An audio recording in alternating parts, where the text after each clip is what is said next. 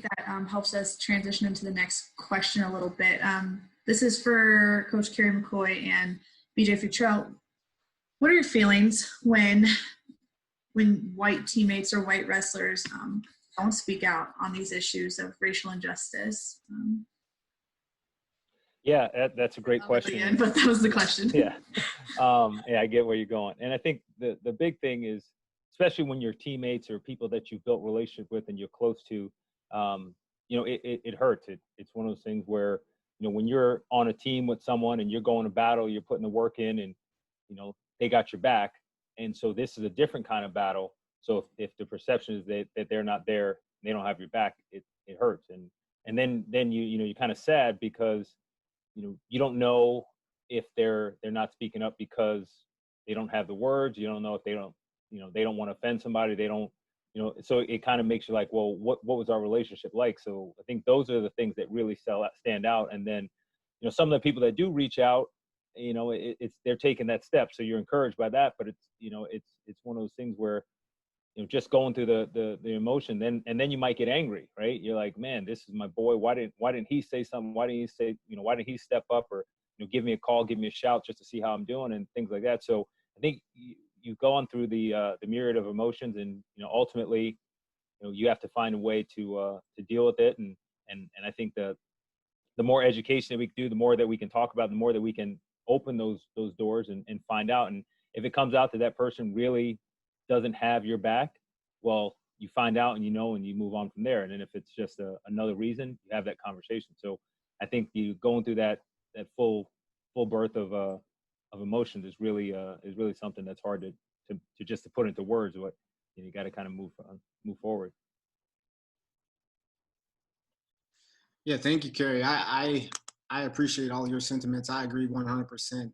It's a myriad of emotions. You feel hurt, you feel confused, you kind of ask yourself a lot of questions about what is it that's driving their silence, because you wonder, like, do they not see these issues, or do they just not care? And I remember an instance when I was in college, and like the wrestling team, we were having a party at a wrestling house. So this was a house that all wrestlers lived in, and we were just having a get together of guys on the team, or celebration, I should say, as Jordan mentioned. But we're having this get together, and everybody was there having a good time. And then I left for a period of time, and then when I came back and I entered the room, one of my teammates, he was saying, it was rap music playing at the time, and he was saying, like, very belligerently, like, why is this music playing? Why is this music playing? And to me, I was really taken aback by a number of things. I was taken aback by him just having just the boldness, just the overt, just racism that he was just displaying, and it was his choice of words was really, like, I think it was just revealing of kind of where his heart was at the time, but also it was really eye-opening to me that nobody else on the team, like, cared to stop him or say anything about it. I think it would have been really impactful for me if the party just would have stopped and everybody would have let him know that wasn't okay, but that didn't happen. So when instances like that happen, a lot of questions are definitely raised. And now looking forward to where we are right now in 2020, and you have an instance where George Floyd is essentially lynched by a police officer, it makes me question, well, this is my teammate. This was somebody that I consider my friend. Like, if he was in danger, if he was in a situation, I would try to help him. Like, would he do the same thing for me? And I think that leads into the question, like, a lot of people are asking now, a lot of people that do want to help and their hearts are in the right place, they ask, like, well, how can I help? How can I be an ally? And I really love the words of Scottish or Queensland abolitionist Lilla Watson, and she said, "If you come to help me, you're already wasting your time. But if you have come here because your liberation is bound up with mine, then let's work together. It's all about solidarity."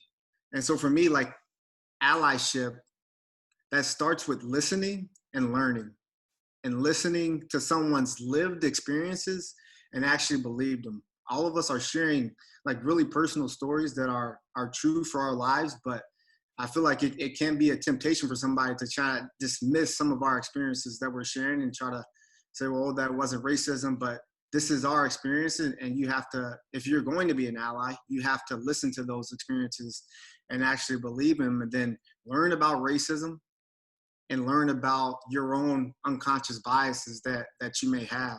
And so after that, like allyship is about like making an active decision to make my problems your problems, like using your time, using your money, using your voting power, using your influence to protect Black lives, and then to support organizations that focus on making a positive change. So the main concept is that being an ally is not a one-time event.